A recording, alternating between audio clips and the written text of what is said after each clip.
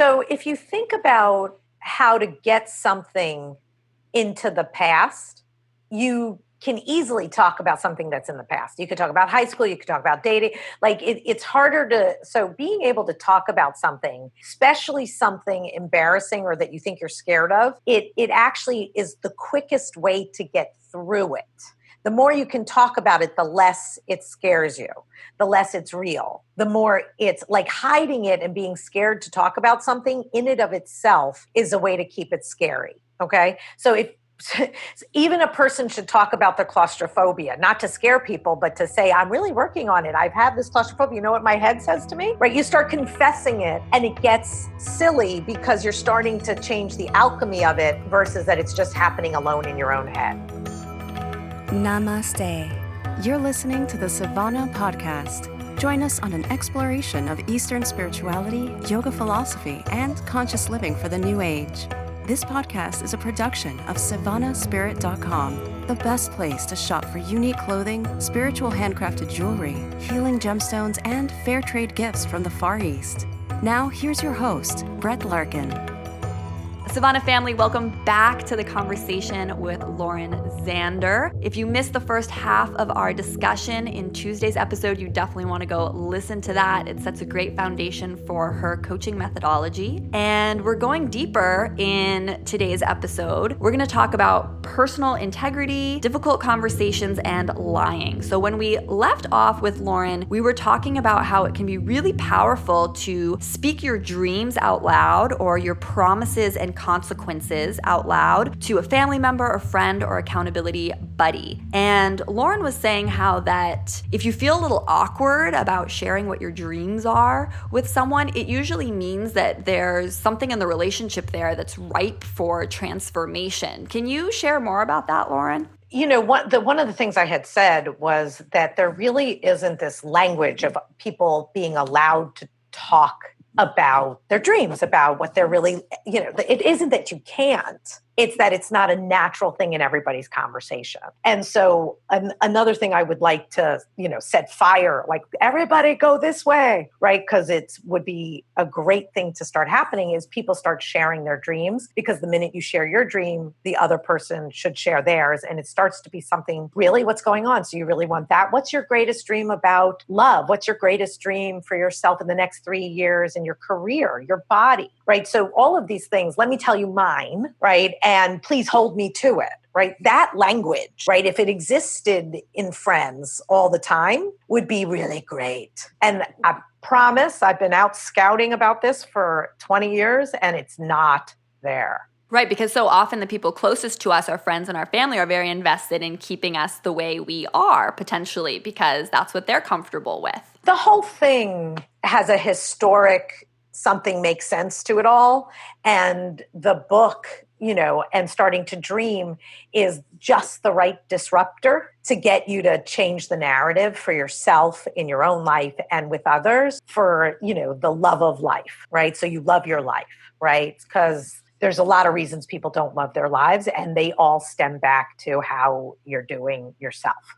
So if you missed Tuesday's episode, we're talking about creating a dream in 12 areas of our life that we write down the dream. And we're seeing where our current reality stacks up to the dream. Like once we write, if we could have anything in the area of money or self-development or relationships and family, that kind of thing. And then, in order to get the dream and get ourselves into action around what we really want, Lauren is saying we create these promises and consequences. So I use the example in Tuesday's episode of, I want to, part of my dream is that I wake up and I do yoga and meditation every morning. If I miss a morning, like I don't do my yoga and meditation, I have to give something up. I have to have a consequence for not doing what I said I would do. And in this fictional scenario, I'm going to give up dark chocolate that evening. Like I like to have dark chocolate every night after I eat, and no chocolate if I miss the morning yoga and meditation. And this ties into a concept that I really love about Lauren's work, which is personal integrity, and how a lot of us think we're in integrity. We think we're a pretty good people. We wouldn't call ourselves a liar, but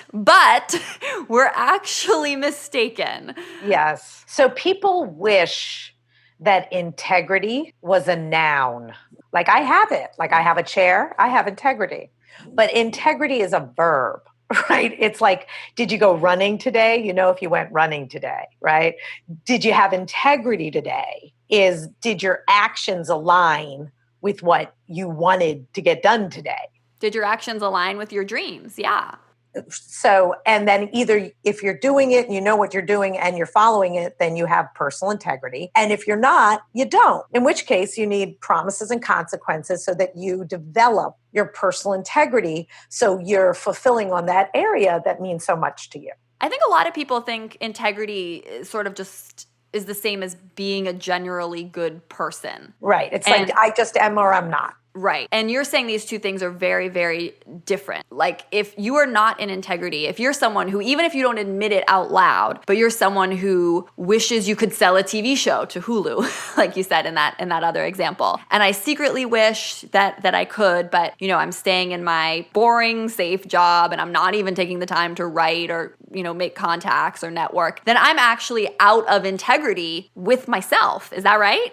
Yes. And trust me, that person is blaming life, is blaming, their body being too tired. They don't have the right script writing software yet on their computer. Right. The husband's fault. It really is explained away, not someone being truly accountable for making something happen. Right. And so we get hired to help people make things happen. Right. And make your dreams happen. Right. And obviously, if you haven't gotten the point, you will be doing a whole lot of work to make those dreams happen because you're what's between you and the dreams. That's good news and very bad news. Good news, you could do something about it. Bad news, if you're not doing it, you're not doing something about it. So where does lying come into play in this whole equation? Wow. So from the earliest age, in order to get love, we had to say the right answer. Right? Like, did you take that cookie? No. Right? I don't want to get hit. I don't want to get in trouble. And that's my sister. And I'm like, from the youngest of age, lying was actually intelligent. Right? If someone says, am I fat? You don't say yes. Okay? Even if you think it. Right? So there's this, don't tell your father. Right? Don't let mom know. Like from the earliest of age, keeping secrets, what's private. What happened to me, I don't want you to be upset about. If you knew that, you'd be upset. If I got mad at you and told you the truth. So all of a sudden, there's all these politics in our friendships, with authority, with our parents, with our siblings, within ourselves. And we compartmentalize and aren't honest. Because we're people pleasers, we're managing appearances, we don't want our boyfriend to know that we really were flirting with that other guy. Like the world of, what we're showing people and behind the scenes is a mess, right? So there's a missing integration of who you really are with what you pretend to be in the world. And that makes us liars. And then because we're liars and have been lying or, we don't know what really happened in lots of places because we never went and asked. We never dealt with it. We never dealt with a lot of stuff, right? There's this list of what I call haunting memories where a person has never dealt with a whole bunch of things. All of those things, right, where you're going to the grave with it. You'll never discuss that with your mom. You'll never tell anybody that happened at your last job. The Me Too stuff, right? There's a world of people hiding information, and all of that to me are ways we lie. So a lie is an omission of information as well. Yes. Oh, like if I don't tell you where I was today, or if you say, how was your day? I'm like, oh, it was fine. Right. But really, I'm having an affair. Okay. Right. And you're my best friend. Right. Or whatever. Right. There's some reason I can't tell you what I'm doing, but you didn't really ask and it's none of your business. But if that person found out, they would go, holy crap, you're a liar. Right. So we grow up needing to do this to some extent. It's just conditioned. I think the right word I've ever heard was domesticated. Domesticated, right. So then how do we reverse this? I think this is when I get a client to finally get a sense of humor that let me tell you the funniest, worst lies I've ever heard, right? Like the amount of lies I've collected over the last 20 years that I finally got people to reveal or laugh about, even my own parents. You want to hear a funny one? Yes, definitely. It's so funny. So my parents are, modern Orthodox Jewish people, okay? Which means that you're not allowed to cook dairy and meat together anyway. So my mother's been cooking for my father for a very long time. And so we were having a Friday night dinner where we're all just sharing one conversation. And it was like, tell any secret you're willing to give up that you were going to the grave with, that no one here knows. And my mother looks at my father and says, I've been cooking with butter for the last 50 years. Do you understand? So everything he thought was kosher wasn't, right? And it tasted better. Like she made it better, right? And it was like the whole family like screamed that she would do that. Like she just would do that, right? Like, and then finally confess it was just howl worthy. So people have the smallest, funniest ones, but she's always a little guilty, right? She's like, if you ask her now how much better she feels since she told Joel, she says, oh, it's hysterical now. They laugh at it. And she asked if she could make it her way, right? So it's like a comedy now, right? My dad never really cared that way. And in your book, what I remember is that you're saying that when we lie, even if it's just these little things, it's really hurting us because it's making our inner landscape more complicated. It does two things. One, there's something about trusting yourself or whatever you're really doing or thinking or saying is wrong or worth hiding. It starts to create a reality to why ever you think you can't tell that person something, they'll be mean to me, they won't get it. It validates that point of view, turns them into the big bad wolf and you into, a victim, right? Because we don't tell the truth, we don't live on the court. Right? We don't live in that moment with that relationship. We start to invent our own fears, things we think they're going to say or do. But like we get into deep speculation. If you ever go to a restaurant, just walk around and listen to people speculating all the things they think that are going on with other people because they will not go direct because they're lying themselves, right? It's awesome. It's an epidemic. Can you give a practical example of this? Well, you gave an example with your family, but maybe you have a secret that you've been keeping from your mom or dad forever, right? And you've grown up and you're living your life and it doesn't seem like it's affecting you. But based on what I remembered from your methodology, it's like that is affecting you and you're having to keep two different realities in your head at once. Like the one where your parent knows about this thing and the one where they don't. And even if it's subtle, even if it's from a million years ago, you need to clear the air and have a difficult conversation with that person, or in this case, your parent. Perfect example is the many girls who are women, when I meet them, who are sad in their love life or somewhere, right? Like and they had an abortion, right? And they've only told two people and they're still guilty about it. Right. And the shame they took on, right, was because of what they thought their parent would say or what, all the people they wouldn't tell would say. So when you stay in your head and you don't tell the truth and people don't get to really know you, they become puppets, like a puppet show that you're playing and you're in a particular role with all of them. And the most interesting thing is when you're in a sad role. Right. And you don't figure out that telling the truth and really just being whoever you actually are and what you ever were through is such a better life experience, right? You're hiding the real you, like from who? The person that loves you, right? Because you won't have the fight. You won't tell them the truth. And then there's always this special switch you can flip, which is 9 out of 10 times this person that we're talking about, you don't know those answers. Then like you both don't know each other that well. Right. So what you're not sharing, they're not sharing either.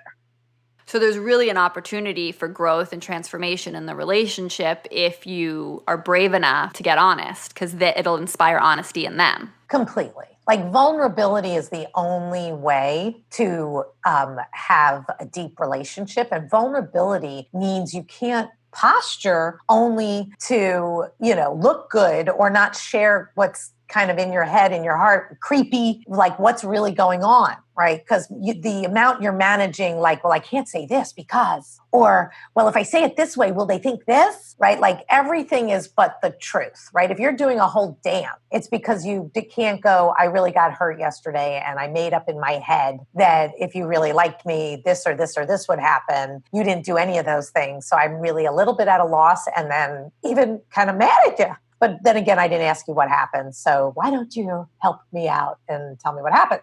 What do you say to clients when they're saying, well, if I shared this with, parent, family member, whoever, it would really hurt their feelings. It would really make them feel bad. I'm protecting them by not being radically honest. Yes, that is the number one reason to lie, is they can't handle the truth, right? Just like the American public, just like everybody. Everybody can't handle the truth, right? That's the best liar's defense. So you'd call that an excuse, right? Like what we talked about on Tuesday? It's the most brilliant one of all because it defends not having an honest relationship. It makes it a virtue, right? It's virtuous of me to lie and hide information out of love, because then you could really talk to me, judge me, have an opinion, and actually be in my real life. It's such a hypocrisy. In the name of love, I lie, right?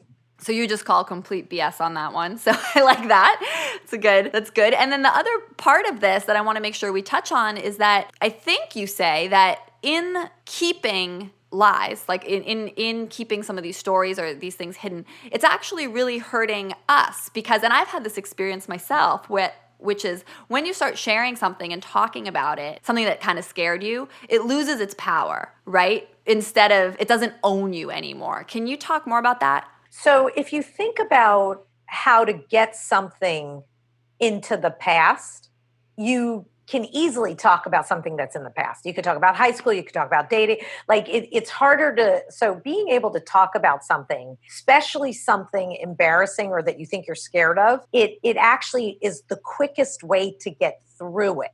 The more you can talk about it, the less it scares you, the less it's real, the more it's like hiding it and being scared to talk about something in and of itself is a way to keep it scary. Okay. So if even a person should talk about their claustrophobia, not to scare people, but to say, I'm really working on it. I've had this claustrophobia. You know what my head says to me, right? You start confessing it and it gets silly because you're starting to change the alchemy of it versus that it's just happening alone in your own head. Does that translate?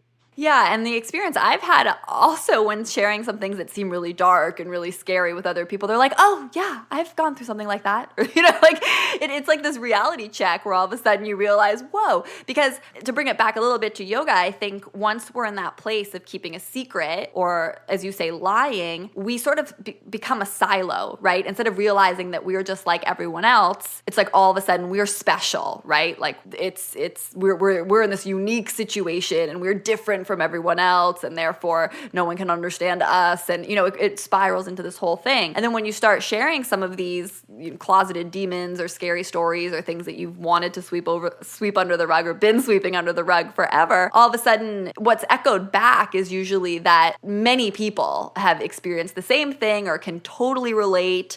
That's been my experience. Yes, absolutely.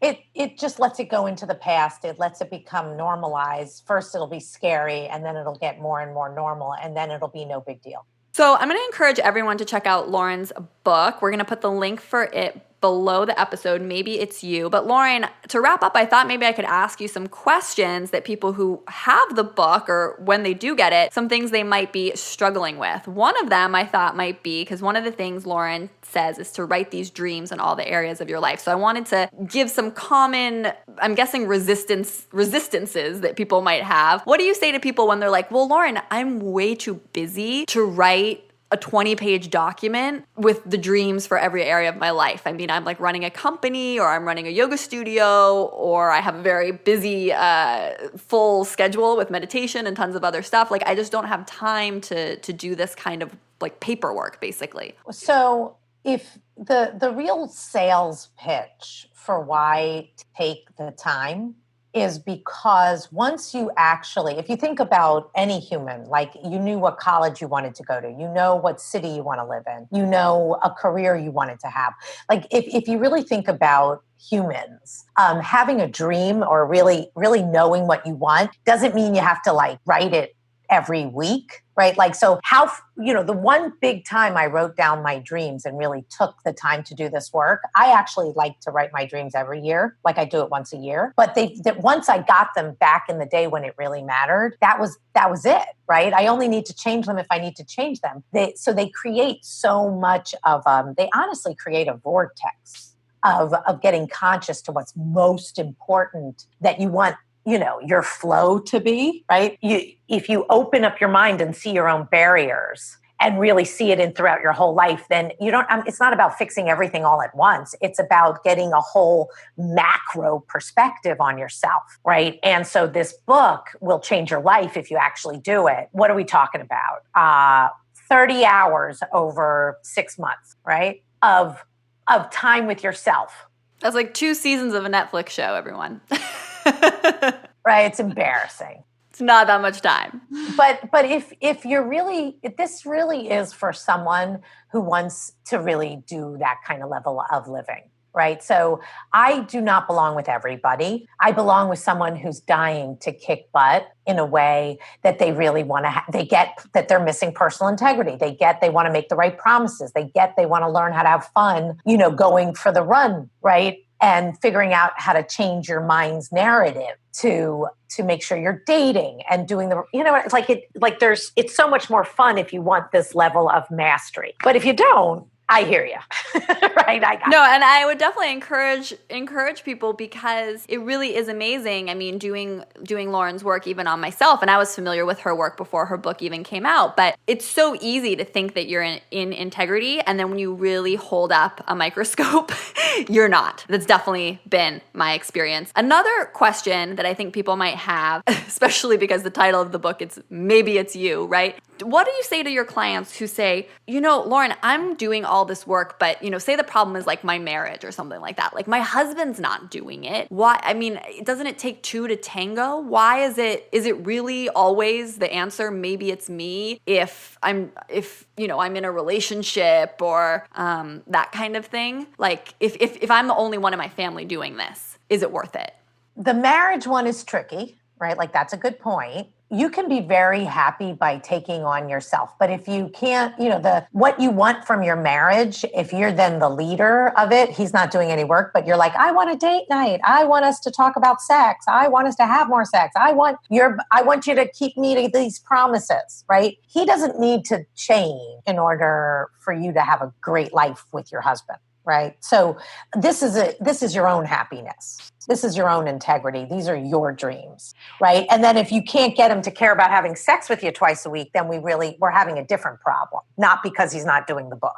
Right. And one thing that I love that I think I saw in the book, or maybe I'm remembering it, but that this idea that in doing this work, you're actually stepping into the role of the leader and healer of your family. You're taking that on. It will become very evident as you go through the method, because you do a lot of, you do a lot of epigenetics. You start to study that your behaviors, whether you know it or not, are very deeply influenced from your parents. And even the issues they've been through, whether you know them or not, you're in the middle of reliving aspects of them, right? There's a compulsion in you that has so much to do with your parents' issues and where they came from and their families. Like there's a history to humans and lineage. And it's beautiful to know yours and understand your personality because of that. But if you haven't sat down and really done the, tic-tac-toe and connect the, pin the tail on the donkey of yourself, like that's a lot of thinking that will change your life. Yeah, you've got to do the work. Okay, big question. Very popular in the yoga and meditation world is this idea of self-love, right? Self-acceptance, being okay with what is. In fact, many meditation lineages, that's something they focus on, just like being in the now, accepting things the way they are. How does this jive with your methodology? Being present and being able to be with how everything has integrity, right? Like there is no question that all there is this moment, right? And what I don't address that, though I will, right? What I address is what is your life for? What is your what is your life for? What do you want your life to be for? Sit down and do some deep thinking about how to fulfill on your life and start to be in a much higher dream for yourself than where you are right now, unless you're really happy right now, right? And so it's not about presence, right? It's about a vision. Yeah, what I feel like I almost hear you saying is that ability to sit and be present with whatever is going on without reacting to it. I mean, so many of the wonderful things yoga teaches us, that's sort of a different skill set. I mean, that's a great skill set, but it's a different skill set from the one you're talking about in your book, which is more of the skill set of how to have a vision for your whole life and take action on it in a day-to-day way. And really deal with your personality, right? You have a personality and you have visions, and there are real ways to get you to have the life you really want, including meditating, anything you want in your life. And if you want peace of mind, right, and you want a really, aware body, that is meditation and yoga, right? Like that's an area of life called your body, right? But what does that have to do with money? What does that have to do with career? What does that have to do with your family, right? You have to design those. You have to know what you want in those. You even have to know what you want in your body, right? So that you can conduct and direct and enjoy.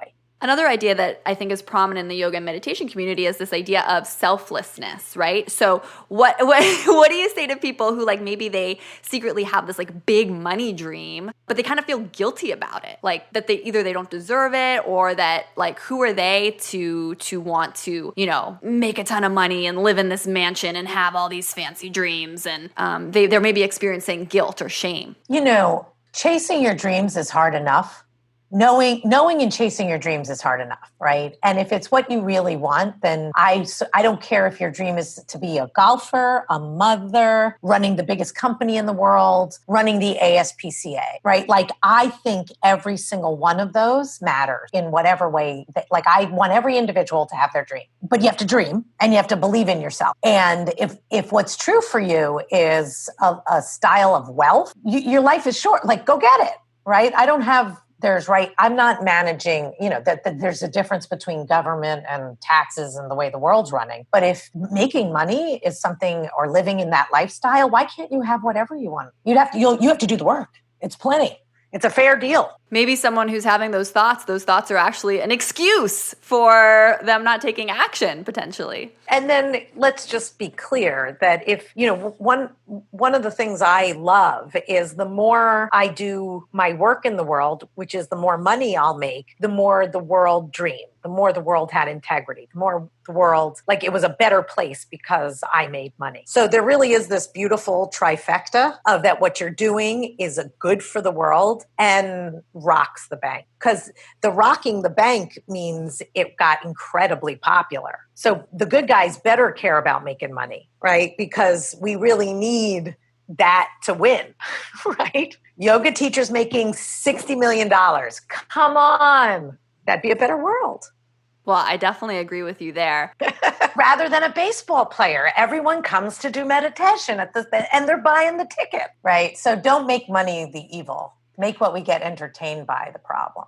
Right. And if someone is experiencing guilt and shame around a certain dream, whether it's money or something else, it's like maybe they're using that as an excuse to not go after what they really want. Because what I really took away, especially from the beginning of your book, was that like we're desperate to all stay inactive. Like we're desperate to all maintain the status quo. Like we all just want to keep making excuses so we can just keep living life as it exists right now instead of going after what we really want, which is very counterintuitive because people might say, well, no, I really am. I'm going after what I really want, or like I kind of want this. But when you, again, hold it up to a microscope, actually all the things we tell ourselves, all the things we're thinking are just all ammunition for keeping things the same. Yeah. And I would also say that people go, I have a sleep issue, right? They think they have a sleep issue, but then they don't realize all their behaviors at night. Right? They have 3 glasses of wine. They're watching they're watching whatever it's called now, Netflix, and they're up all night. They don't go to bed. They eat sugar, right? Like people go, I have a sleep issue, but they don't go, I have an eating issue and a drinking issue that gave me my sleep issue, right? And I'm mad at I'm mad and, and I'm not dating anybody right now. So I'm pretty disappointed in myself. Does that make sense? And so what happens when you go into the method is you start to connect all these dots that you're not connecting by separating your life out and starting to see what you really have to do to be happy. Before we let you go, are there any common pitfalls that you see people make when they're working with your methodology, whether in person with you or in the book, that you want to give our listeners a heads up about? You really need a fun buddy. Like you need someone who will hold you to your promises, especially when you're like, this isn't working, right? I'm not paying anymore. get me out of here. Or you miss you actually pay the consequence 2 to 3 times, but it doesn't stop you from doing it. And so you have to pick a harsher one. One of my favorite ones was getting someone to go to an open mic, right? And just read any poem. 2 minutes. I don't care. 2 minutes. Get up there. Go read, right? Or if you don't keep your exercise promise. Do you understand? And they made it in front of more than one person so they couldn't blow it off. And then they stayed in the deal, right? And it changed their life. So just a great consequence where people know in an area where you're a coward is brilliant. It works. Yeah, I think as someone who's worked with your methodology before, I think that's one of the places that I could have done better. Is like you really need the consequence to be perfect for you and your situation. And it can take some time to come up with the right one. And boy, once you find it, it's got you by the balls. It works every time. Lauren, I love it. Is there any last things you'd want to share with listeners? Any wisdom, knowing that they're all out there and most likely, doing yoga and meditating as well? Nothing. I think you'll love it, right? Because you already believe in discipline. You already understand that the mind is critical. And learning how to manage it is what you're doing in yoga along with your body. So I think that when you take dreaming into account and you sit down and you actually do this work, you'll be so proud of yourself, of your self-awareness when you're off the mat. So you think this work is very complementary to a yoga and meditation practice? I mean, Elena Brower and I never get over how much fun our work is together, because of what she understands and because of what I understand. And they're just beautiful together. Also, Emily Fletcher, who teaches meditation, right? She goes, gosh, Lauren, I'm hardware, right? Like I'm teaching people to clean their hardware and you're teaching people all about their software. I love it. I love it. So I think that, sandwiched between those two girls, I'm like the hard stuff that nobody wants to deal with. Sorry, it's the lying, it's the integrity, it's the real stuff that makes life change. Well, Lauren, tell the listeners how they can stay connected with you and find you online. Obviously, Lauren's book is newly out, so I'm going to make sure to link that below. Maybe it's you, but how else can they keep in touch, Lauren? We have a newsletter. Newsletter, and then we have courses, and we have, lots of things. We have a thing called Inner You. So if you'd rather listen to coaching sessions, right? I literally took 3 years to record 10 sessions, figured out my perfect 10 sessions. And we have a whole digital course with it where you get all the homework and it lays it out. So if you don't want to read a book, you would do Inner You. And you have in-person events, too, that people can come to if they're feeling like they don't want to do this at home alone. Is that right? We have only 20 people, maybe 30, but nothing more than that in a weekend course that'll happen once a quarter in LA and in New York and probably still in Boston. But that, there's lots, we've been around for a long time. I've been around for 20 years. We've been almost, maybe 10, 15 in there. So we have a lot of programs available and old things if you want to read up on everything we've ever done or anything you want. There's so much available. Wonderful. Well, the Handel Group website is the big resource to find all of those things, so I'll make sure to link that below. Lauren, thank you so much for coming on the show. Savannah listeners, let me know what you thought of this week's guest and these episodes. Do you feel inspired, intimidated? I would love to hear from you in our private Facebook group. And as you know, the biggest thing you can do to support the podcast is to leave a rating or review here on iTunes. Even if iTunes isn't how you normally listen to the show, I really want to make this podcast everything you want it to be. So much love from Lauren and myself. Our hearts to yours. Namaste. You've been listening to the Savannah Podcast. To find out more about Savannah, go to savannahspirit.com or follow Savannah on Facebook at facebook.com/Savannah Spirit. For daily inspiration, check out our blog at savannaeast.com. Be sure to join us next week for a new episode, and thank you for listening to the Savannah Podcast.